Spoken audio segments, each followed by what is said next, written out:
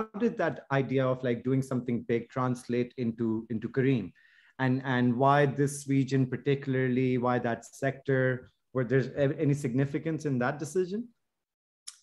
Yeah, so we were consultants, right? So when consultants want to do something, they put a 2x2 matrix and they put some spreadsheets together. So there was no idea.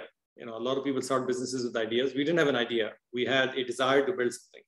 So, and the two dimensions were, it has to become big, it has to be meaningful. And, most meaningful ideas are in the education and the healthcare space, right? So we start with a lot of ideas in the education and healthcare. If we can do things there, of course, they are meaningful. And of course, these are big parts of the economy in this region. So initially we were stumbling on those ideas until one day I go to the head of McKinsey in the Middle East, and I basically say, I want to take a sabbatical. I want to go and find something big and meaningful. And Magnus is doing it with me as well. And he's like, what kind of ideas do you have in mind? I shared with him a couple of ideas that we had on the list. He's like, man, this doesn't make any sense. These are not big enough, or something or the other will come in the way. And he then proposes, hey, have you guys looked at ground transportation? I'm like, what do you mean ground transportation? He's like, man, it's a huge problem for us, especially in places like Saudi. We work with these companies. Every trip that people do, they make them sign a piece of paper. They send us a box full of invoices every month. We have to send these boxes to India to transcribe and bill them to the clients. It's a horrible, horrible experience.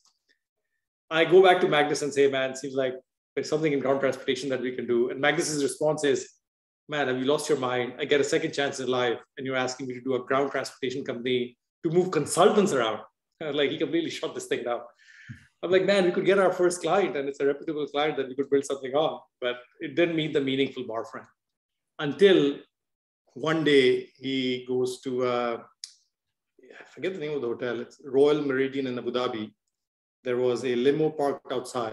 There was a Bengali captain in that limo, Bangladeshi captain in that limo.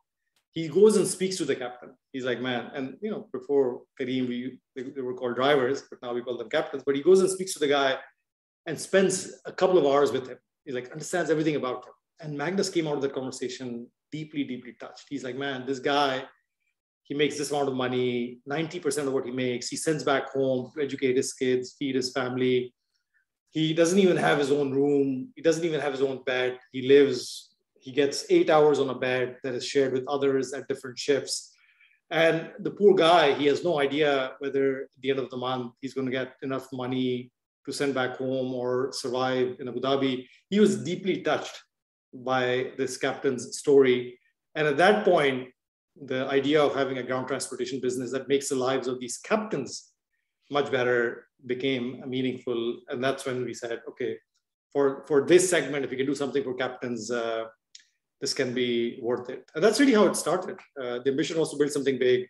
You start somewhere. Initially, we started with a B2B corporate car service. Our first clients were consulting companies, law firms, accounting firms, anyone that was moving around that needed something professional, reliable to get around.